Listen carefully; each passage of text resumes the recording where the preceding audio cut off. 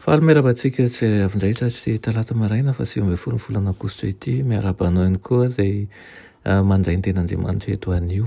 Ny rina dia hitondra vokatsoa sy zavatsoa amintsika tsirairay avy anay izany. Alohan'ny derantsika amin'ny mofona anio dia vavatsika. Ry Tompo Andriamanitra io atolotra ianao ny dera ny laza ny atsa sy ny voninahitra.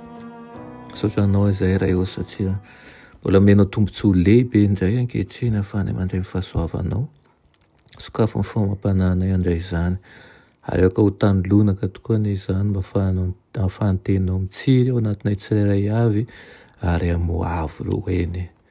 Dia izaho ihany koa ny fisainanay mba hitodika aminao mandrakariva ary ho tia ny zava-marina avy aminao ihany koa. Aminaran'i Jesosy, amen. Raha dia ny mofonenantsika androany dia manao hoe lesona momba ny tombam-bidin'ny fankatoavana ny lalàna.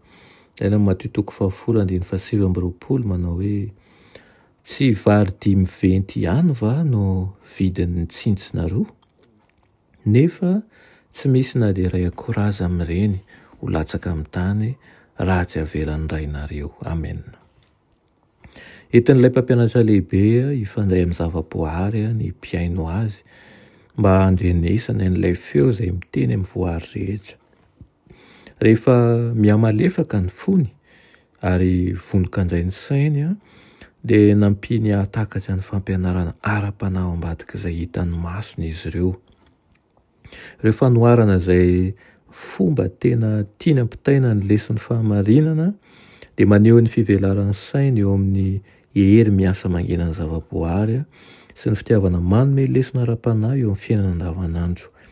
Ireo vorona eny amin'ny habakabaka, ireo lily eny an-tsaha, ny mpamafy sy ny voza afafy, ny mpiandro onjy izay sy ny andian'onjony, tamin'ny alalan'ireo no nanehoan'i Kristy sary hanohatry ny fahamarinana izay tsy mety maty. Nandray toe-javatra teo amin'ny fiainana andavanandro koa izy, zava-misy izay mahazatra an'ireo mpiaino azy ny masirasira, ny arena miafina, ny perla, ny arato-tahirana, ilay farantsakely very, ilay zanak'adala, ny trano teo ambony vatolampy sy ny fasika. Izany rehetra izany, ny zavatra mahaliana ny sainy rehetra sy antso miantefa mifohatra any teo amin'ny lesona nomeny. Amin'izany ny adidy andavanandro raha nifantoka fotsiny tamin'ny asa ka ny azona ny saina izay tsy fandray ambony dia azo fahazavana sy fananjatana avy amin'ilay mampahatsiaro izay tsy miato momba ny zava-panahy sy ny tsy hita maso. Tokony hampianatra isika araka izany. Aoka ireo ankizy hianatra hijery amin'ny zavaboary ny fanehoana ny fitiavana sy ny fahefan'Andriamanitra. Aoka ny fisainana momba azy, ampifandraisina amin'ny vorona sy ny voninkazo ary ny hazo. Ary aoka ny zavatra hita maso rehetra ho mpanambara ny amin'izay tsy hita maso ary ny toe-javatra rehetra eo amin'ny fiainana ho fitaovana ihany koa mahomby hampitan'Andriamanitra fahalalana.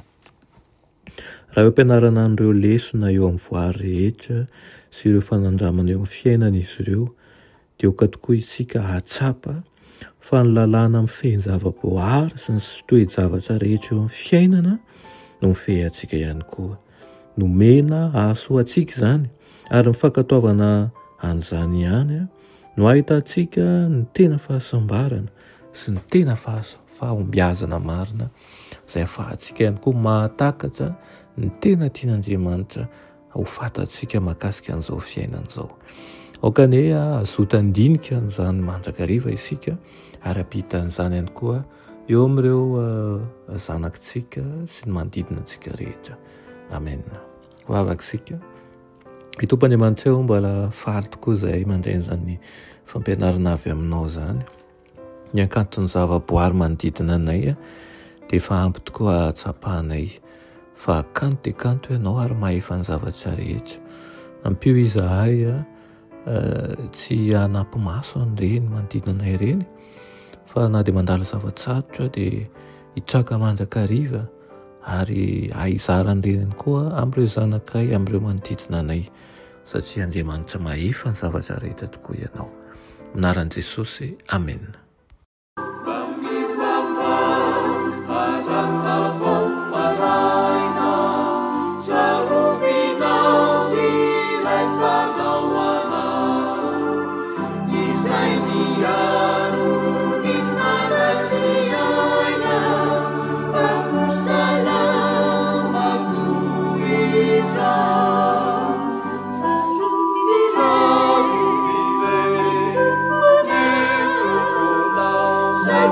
Yeah.